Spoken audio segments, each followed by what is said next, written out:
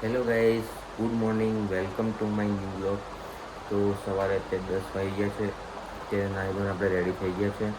અને મેં તમને કાલે શું કીધેલું કે અમે સાંજે એક્ટિવા અમારી બગડી ગયેલી ડીમાર્ટ ગયેલા. તો આ પહેલી વાર મેં ટ્રાય કરું છું આ વસ્તુ કે હું શું લાવું છું તમને બતાવું. ફર્સ્ટ ટાઈમ મારો ટ્રાય છે કે સ્પેશિયલ એના માટે નહોતા જ કે અમે સેલ માટે એમ જ ગયેલા લેવા માટે પેલું રિમોટના સેલ આવે એના માટે સ્પેશિયલ અમે ગયેલા. રસ્તામાં આવ્યું તો મેં કીધું ચાલો ત્યાંથી લઈ લઈએ, ફાયદો થાય તો.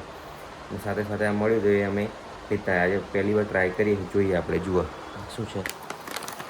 આ છે આપણે વોટરમેલન સીડ છે, સનફ્લાવર સીડ છે અને ફ્લેક્સ સીડ છે.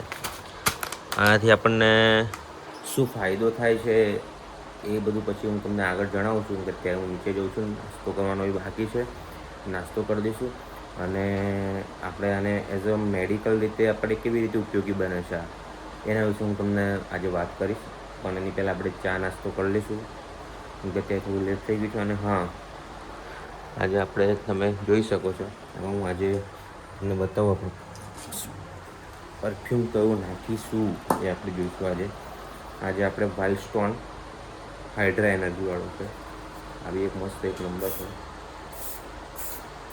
જોરદાર. આ તો આ વાળું જે છે ને વાઇલ્ડ સ્ટોન વાળું, એ તો લાઈફ ટાઈમ મારા ફેવરેટ છે. એક નંબર, એકદમ મસ્ત. કેમ સોફ્ટ એની જે હોય છે ને એકદમ લાઇટ અને પ્રીમિયમ એની જે ફ્રેગ્રન્સ હોય એ જોરદાર હોય છે. તો ચલો હવે આપણે નીચે જઈએ અને પાણીની બોટલ લઈ લીધી છે.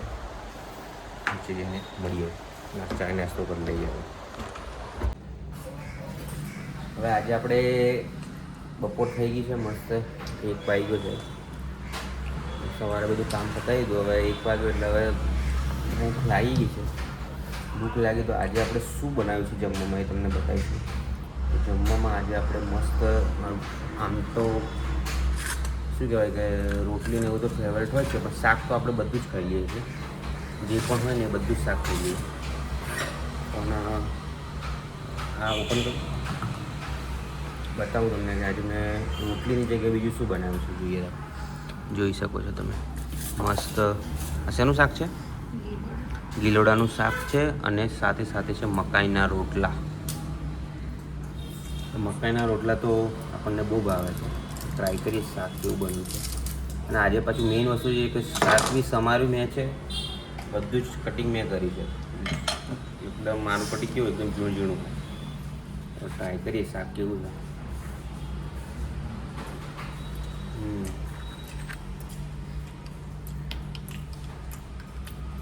બીજું એ વસ્તુ તો અથાણું લાવ્યું, તમને અથાણું બતાવું કેવું હોય છે. હા, મધર્સ રેસિપીનું અથાણું છે. આ ટ્રાય કરશું આપણે કેવું લાગે છે. તો બપોરનું આપણે જમી લઈએ. રોટલા, મકાઈના રોટલા અને શાક અને સાથે અથાણું. મળીએ હવે આગળ આપણે નાખેલો છે જો. બતાવો. આ બે વસ્તુ નવી નાખવી પડશે. આ એક ને આ એક. એ શું છે આ? આના કારણે આ બેલ્ટ તૂટી ગયો છે. આના ઉપર પંખો આવે, એ પંખો નથી ને તો એન્જિન ઠંડુ કેમનું થાય? હીટ થઈને પછી આવું થઈ જાય. આ બંને વસ્તુ લઈએ.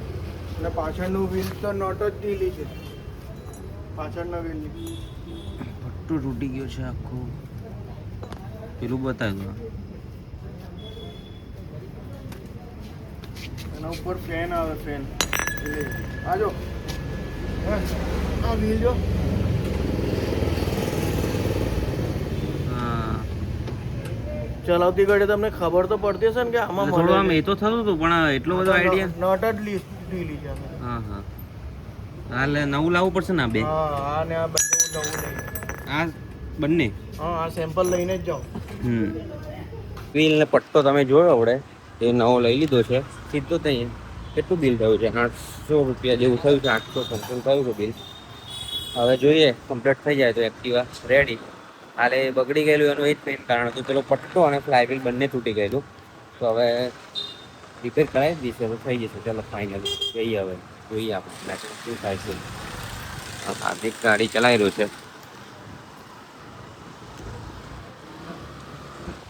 થઈ જશે એટલે તમને અપડેટ બતાવું કે ફિટિંગમાં કેવી રીતે રહેશે.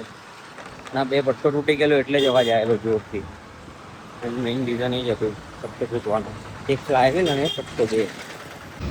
આજે મસ્ત વેધર થઈ ગયું છે. એક્ટિવા બી રિપેર થઈને આવી ગઈ છે આપણે. અને હવે આપણે હાર્દિકભાઈ મસ્ત એક્ટિવા બંને એક્ટિવા આપણી છે જોઈ આપશે એક્ટિવા.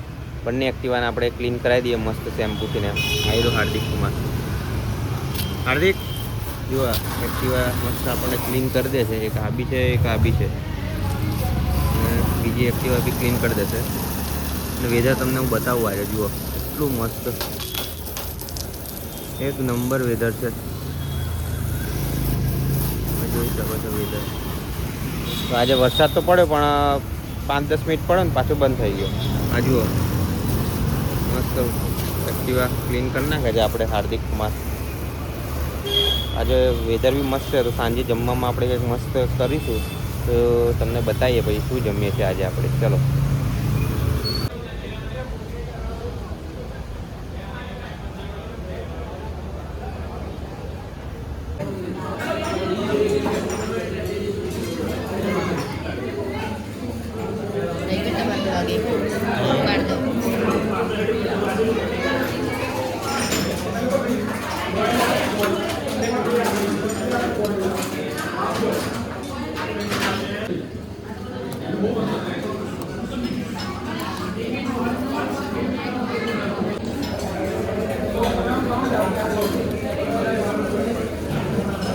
મહાકાળની સોચળ ખાવા આવી ગયા છે.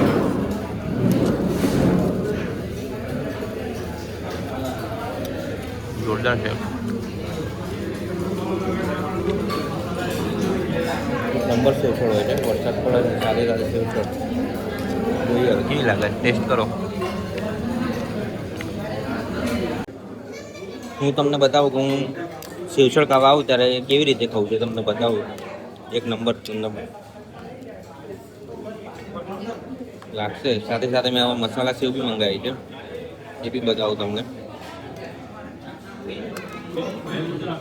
મસાલા સેવ છે.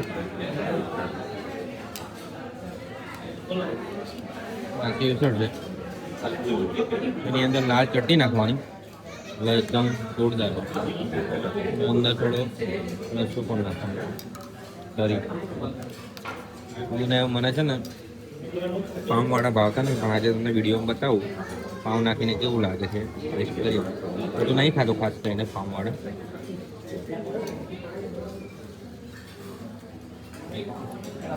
કેવું તો ટ્રાય કરીએ આપણે.